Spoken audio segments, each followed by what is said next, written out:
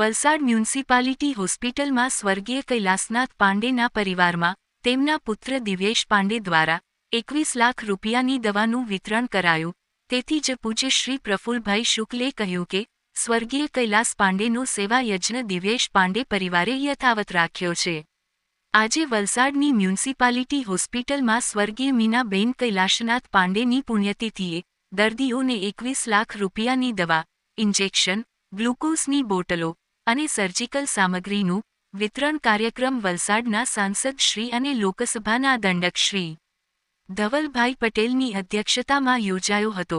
વિશ્વવિખ્યાત સુપ્રસિદ્ધ કથાકાર પૂજ્ય શ્રી પ્રફુલભાઈ શુક્લે આ પ્રસંગે સ્વર્ગીય અમરનાથ પાંડેજીની સ્મૃતિને યાદ કરીને કહ્યું હતું કે દેશના શિક્ષણ પ્રધાનને કહેવું છે કે સાબરમતી આશ્રમમાં જે બકરીને દોરી બાંધવામાં આવતી હતી એ દોરી હજુ પણ મ્યુઝિયમમાં છે, તો પછી વીર શહીદ ભગતસિંહ અને ખુંદીરામ બોઝને ફાંસી આપવામાં આવી હતી એ દોરડી ક્યાં છે? એ તપાસનો વિષય છે।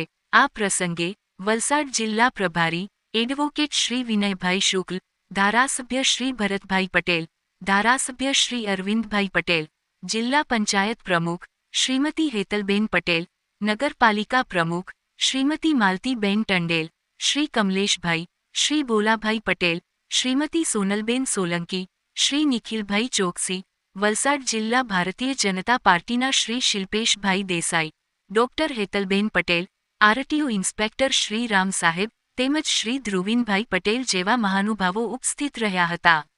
શ્રી દિવ્યેશભાઈ પાંડે અને એમના પરિવારના આ સેવા યજ્ઞની વલસાડમાં લોકમુખે મુક્ત કંઠે પ્રશંસા થઈ રહી છે। પ્રસ્તુતિ અભિનવ સુરત ન્યૂઝ ચેનલ, એડિટર પ્રકાશ પટેલ, સુરત। દિવ્યેશભાઈ પાંડે અને એમના સમગ્ર પાંડે પરિવાર દ્વારા આયોજિત આજના સેવા યજ્ઞમાં મુખ્ય મહેમાન તરીકે ઉપસ્થિત સાંસદ અને લોકસભાના દંડક એવા માનનીય શ્રી ધવલભાઈ પટેલ, જિલ્લા પ્રભારી અમારા વિનય શુક્લાજી, ડાયસ્પોરા બેઠેલા સૌ મહાનુભાવો,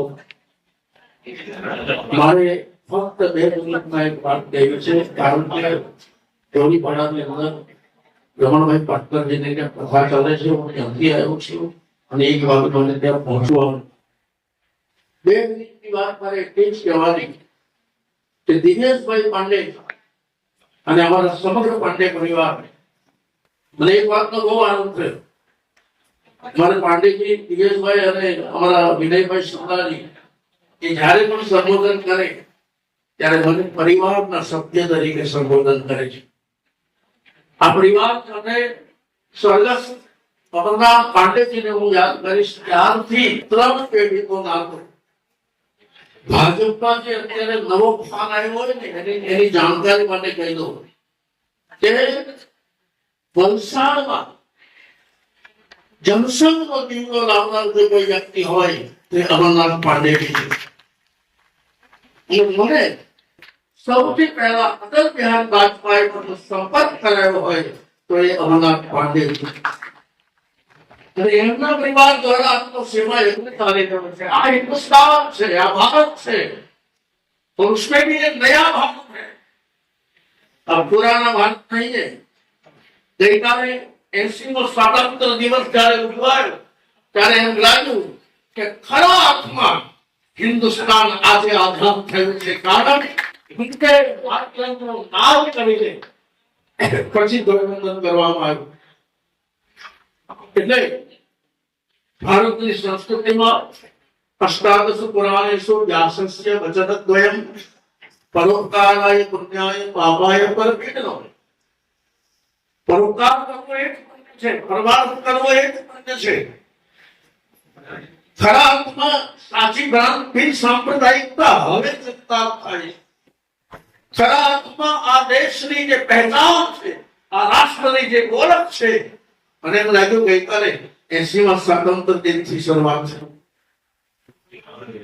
મારે આપણા લોકસભાના દંડક ધવલભાઈ પટેલ જયારે બેઠા છે ત્યારે આ દેશના શિક્ષણ મંત્રી તે નવા આવ્યા છે જોશી, એમને મારે કહેવડાવવું છે સાહેબ કે સાબરમતી આશ્રમમાં મોહનદાસ ગાંધીજી બકરી પાળતા એને જે દોરી બાંધેલી તે દોરી હજી મ્યુઝિયમમાં છે. જે બકરીને દોરી બાંધતા હતા એ દોરી હજી મ્યુઝિયમમાં છે. એ દોરી મ્યુઝિયમમાં હોય તો ભગતસિંહ અને કુતીરામ બોઝને જે ફાંસી આપવામાં આવી એ દોરી ક્યાં ખોવાઈ ગઈ તે શોધવાની જરૂર છે. નયા ભારત की मांग कर रहा है. આ રાષ્ટ્રની અંદર આવા સેવા યજ્ઞો દિવ્યેશભાઈ પાંડે દ્વારા અને એમના પરિવાર દ્વારા હું તો દર વર્ષનો સાક્ષી છું. કૈલાસનાથ પાંડે જે શરૂ કરેલું સેવા યજ્ઞ આજે એનો પરિવાર યથાર્થ કરી રહ્યો છે. અને દર વર્ષે એક બે નહીં લાખો રૂપિયાની, આજે પણ મેં સાંભળ્યું 21 લાખ રૂપિયાની દવાનું વિતરણ થવાનું. ખૂબ શુભકામના આપું છું અને દિવ્યેશભાઈ પાંડેને અને એમના સમગ્ર પરિવારને આ સેવા પૂરી તકતી રાખે એવા આશીર્વાદ છે. અસ્તુ. ધન્યવાદ. એક વાર બોલો ભારત માતા કી વંદે વંદે. જય શ્રી રામ.